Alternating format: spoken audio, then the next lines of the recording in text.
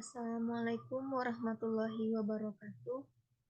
Alhamdulillah, bersyukur kita kepada Allah Subhanahu wa Ta'ala yang telah memberikan kita kesehatan dan kesempatan sehingga pada saat sekarang ini saya bisa melaksanakan presentasi dari tugas mata kuliah etnopedagogi pembuatan rencana pelaksanaan pembelajaran atau RPP dengan dosen pengampu Ibu Dr. Fitri Arsy, SSI MPD. Baiklah, langsung saja. Rencana pelaksanaan pembelajaran dengan identitas RPP, nama sekolah yang saya tujukan, SMA Negeri 4 Payakumbuh, mata pelajaran biologi, kelas 10 semester genap, materi pokok perubahan lingkungan, dengan jumlah pertemuan atau alokasi waktu 2 jam pembelajaran dikali 45 menit, satu pertemuan. Di mana KI-nya yaitu KI 1 menghayati dan mengamalkan ajaran agama yang dianutnya terdapat 2 KD yaitu KD 1.1 dan KD 1.2. Di mana KD 1.1 yaitu mengagumi, menjaga, melestarikan keteraturan dan kompleksitas ciptaan Tuhan menurut agama yang dianutnya. Kemudian KD 1.2 yaitu peka dan peduli terhadap permasalahan lingkungan hidup, menjaga dan menyayangi lingkungan sebagai manifestasi pengamalan ajaran agama. Kemudian KI 2 yaitu bersikap sosial, menghayati dan mengamalkan perilaku jujur, disiplin, tanggung jawab, peduli, santun, responsif, dan proaktif sebagai bagian dari solusi dari berbagai permasalahan. Di mana terdapat 2 KD yaitu KD 2.1 dan KD 2.2. Di mana untuk KD 2.1 yaitu berperilaku ilmiah dan KD 2.2 yaitu peduli terhadap keselamatan diri dan lingkungan dengan menerapkan prinsip keselamatan kerja. Kemudian untuk KI 3 yaitu memahami dan menerapkan menganalisis pengetahuan faktual, konseptual, prosedural berdasarkan rasa ingin tahu tentang ilmu pengetahuan, teknologi, seni dan budaya, dan humaniora. Di mana KD-nya yaitu KD 3.1 menganalisis data perubahan lingkungan, penyebab dan dampaknya bagi kehidupan. Kemudian untuk KI 4 yaitu keterampilan mengolah, menalar, dan menyaji dalam ranah konkret dan ranah abstrak. Untuk KD-nya yaitu KD 4.1 merumuskan gagasan pemecahan masalah perubahan lingkungan yang terjadi di lingkungan sekitar. Masuk kita ke indikator pencapaian kompetensi dan tujuan pembelajaran. Untuk pertemuan pertama, indikator pencapaian kompetensinya yaitu menjelaskan konsep perubahan lingkungan dengan tujuan pembelajarannya yaitu peserta mampu menjelaskan data perubahan lingkungan dan mampu menjelaskan berbagai perubahan lingkungan berdasarkan indikator lingkungan. Kemudian indikator yang kedua yaitu menelaah tentang macam-macam pencemaran lingkungan.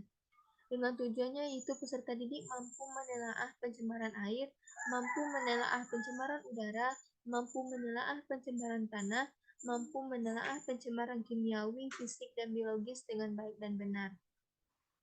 Kemudian yang ketiga yaitu membuat pemecahan masalah dari perubahan lingkungan yang terjadi di lingkungan sekitar melalui observasi dan kajian studi, di mana tujuannya yaitu peserta didik mampu membuat dan menciptakan pemecahan masalah dari perubahan lingkungan yang terjadi di lingkungan sekitar setelah observasi.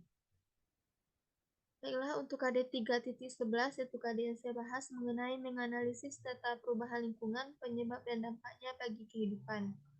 Dengan indikator menjelaskan konsep, menelaah tentang macam-macam, mendiferensiasikan faktor-faktor penyebab, menganalisis data sumber tentang dampak akibat perubahan lingkungan, mendiferensiasikan jenis-jenis limbah, menguraikan metode atau proses pengelolaan limbah, dan menentukan cara tentang upaya pelestarian lingkungan.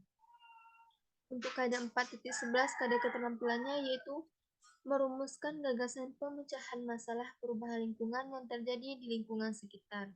Dengan indikator pencapaian kompetensi yang pertama yaitu membuat pemecahan masalah dari perubahan lingkungan, kemudian mengkomunikasikan hasil kajian analisis, kemudian menciptakan suatu karya dan mengkomunikasikan hasil diskusi dalam bentuk PPT.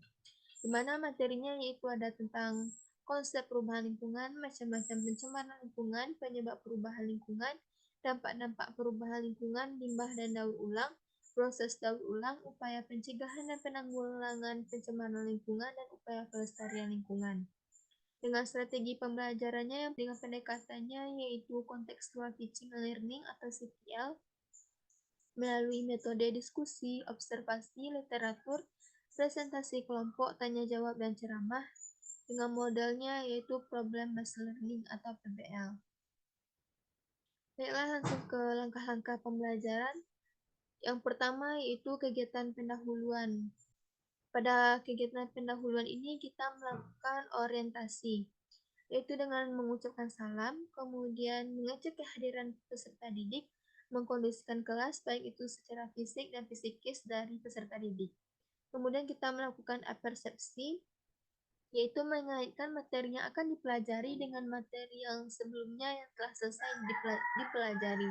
Kemudian juga menunjukkan gambar-gambar mengenai perubahan lingkungan yang terjadi. Selanjutnya kita memberikan motivasi.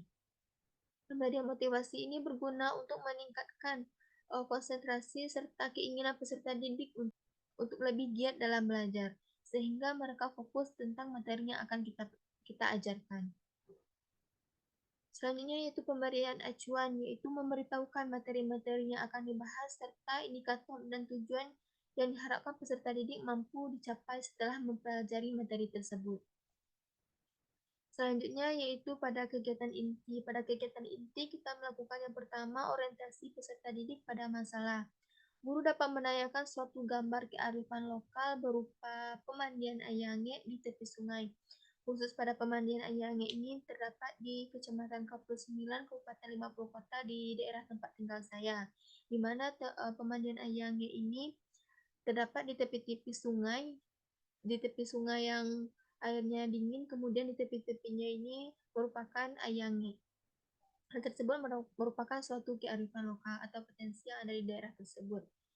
Kemudian menanyakan kepada peserta didik apa perubahan lingkungan yang mungkin akan terjadi pada pemandian Ayange tersebut. Apa-apa saja yang pencemaran yang akan mencemari pemandian Ayange tersebut sehingga pemandian Ayange itu tidak lagi lestari atau mungkin punah dan hilang di masa yang akan datang. Kemudian mengkoordinasikan peserta didik. Guru membantu siswa menjelaskan tentang konsep perubahan lingkungan dan macam-macam pencemaran lingkungan yang masih belum dipahami, dan mengorganisasikan tugas pelajar sesuai dengan permasalahan pada topik yang akan dibahas. Kemudian membimbing penyelidikan individu maupun kelompok. Setelah guru mengorganisasikan ke dalam kelompok dengan membagikan LKPD, guru membimbing penyelidikan kepada peserta didik yang sedang melakukan sebuah kajian analisis melalui observasi gambar, baik itu melalui buku maupun media internet. Kemudian setiap kelompok melakukan pengamatan melalui gambar dan literasi serta membuat kesimpulan dengan bimbingan guru. Kemudian mengembangkan dan menyajikan hasil karya. Peserta didik menjawab pertanyaan yang ada di LKPD dan menyajikan dalam bentuk PPT. Kemudian perwakilan kelompok mempresentasikan hasil diskusi berdasarkan data pada LKPD tersebut. Selanjutnya yaitu menganalisis dan mengevaluasi proses pemecahan masalah. Guru memonitor atau membimbing kegiatan presentasi kelompok mengenai pendapat yang disampaikan peserta didik. Kemudian guru bersama peserta didik mendiskusikan hasil pengamatan dengan memperhatikan pertanyaan-pertanyaan pada lembar kegiatan. Dan guru mengevaluasi proses pemecahan masalah yang telah dipaparkan oleh kelompok penyaji. Selanjutnya yaitu kegiatan menutup. Pada kegiatan menutup yang pertama yaitu rangkuman dan refleksi. Guru melakukan review dan meminta peserta didik untuk menyimpulkan dari apa yang telah dipelajari selama proses pembelajaran. Kemudian, guru memberikan apresiasi kepada kelompok atau peserta didik yang sudah berperan aktif selama kegiatan pembelajaran dengan menampilkan presentasi terbaik. Selanjutnya yaitu guru menyampaikan rencana kegiatan pada pertemuan selanjutnya, yaitu mengenai pembuatan mini project berupa poster.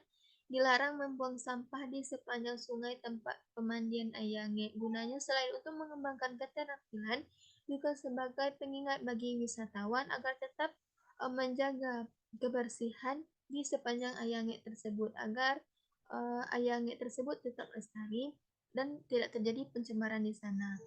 Kemudian guru menutup pelajaran dengan mengucapkan salam, dan peserta didik membaca doa dan menjawab salam. Untuk perangkat pembelajaran yang mungkin akan diperlukan dalam proses pembelajaran ini ada berupa sumber belajar, buku biologi kelas 10 Kemdikbud, buku terbitan lain yang menunjang multimedia interaktif dan internet, kemudian alatnya dapat berupa laptop dan infokus, penggaris, spidol, dan papan tulis, kemudian slide presentasi. Kemudian medianya dapat berupa worksheet atau lembar kerja siswa atau LKPD, laporan tertulis, bahan presentasi, gambar atau video wacana perubahan lingkungan. Untuk penilaiannya dapat kita lakukan penilaian pengetahuan melalui LKPD dengan tekniknya pengamatan oleh guru, kemudian keterampilan yaitu melalui presentasi dan poster yang telah dibuat oleh peserta didik, kemudian penilaian sikap yaitu melalui lembar observasi guru pada sesi diskusi atau sesi pada saat peserta didik bekerja di dalam kelompok. Berikut adalah LKPD yang telah disiapkan guru untuk kepentingan selama pembelajaran berlangsung. Baiklah, sekian presentasi dari saya. Apabila ada kesalahan, saya mohon maaf. Saya akhiri. Wassalamualaikum warahmatullahi wabarakatuh.